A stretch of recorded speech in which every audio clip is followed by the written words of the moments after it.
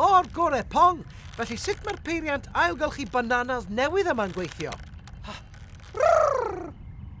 Wela i. Ti'n rhoi'r crôn banana yn y blwch. Ac wedyn, mae'n creu nwy sy'n helpu bweru'r llong ofod. Wyt ti'n siŵr y bydd hyn yn gweithio, Pong? Wir, o'r ddeiar ges ti'r syniad. Edrych, Pong. Mae'n gweithio. Pwgl, os gen ti fwy o wybodaeth am ailgylchu gwastraff bwyd ar y ddeiar? Oes, Busta. Hoffech chi wylio ffilm amdano? Please, Pwgl. Mae 14% o'n sbwriel yn wastraff naturiol o'r ardd. O'i gladdu mewn tomen bydd yn gollwng methyn, nwy tŷ gwydyr sy'n deu'r gwaith ar hugen yn gryfach na charbon dioxid. Yn ffodus, mae tua 95% o awdurdodau lleol y deyrnas gyfunol yn casglu gwastraff o'r ardd i'w gompostio. Pan ddaw'r gwastraff i'r safle compostio, byddwn nhw'n tynnu unrhyw beth na allan nhw ei gompostio cyn malu'r gweddill a'i drefnu'n domen hir lle bydd yn pydru.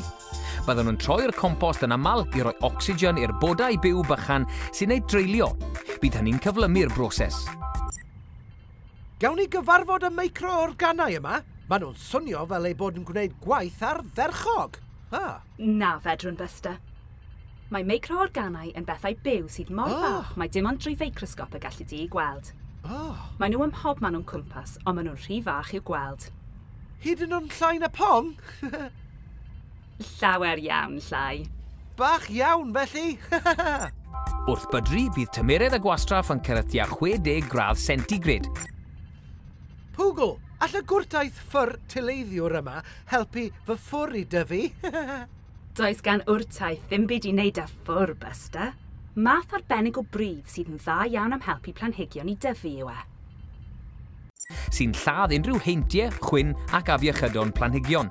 Ar ôl iddo bydru'n llwyr, fe fydd modd defnyddio'r compost i wella pridd ffermydd neu erddi.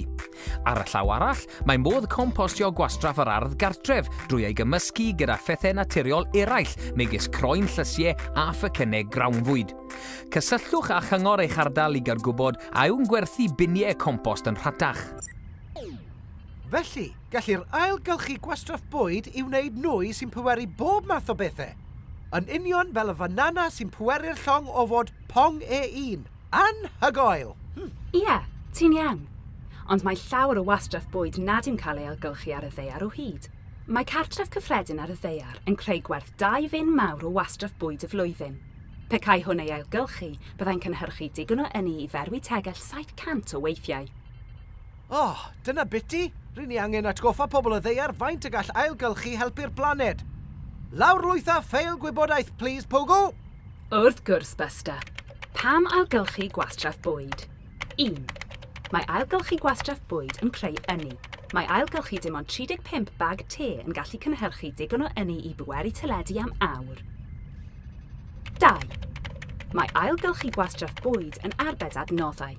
Mae'n gwneud gwrtaeth, felly mae llai o angen i dynnu deunyddiau o'r ddeiar. 3. Mae ailgylchu gwastraff bwyd yn golygu llai o lygredd. Os yw bwyd yn cael ei roi yn y bin sbwriel yn lle ei ailgylchu, mae'n rhyddhau nwy tŷ gwydyr niweidiol o'r enw methan. Felly, mae ailgylchu yn 1.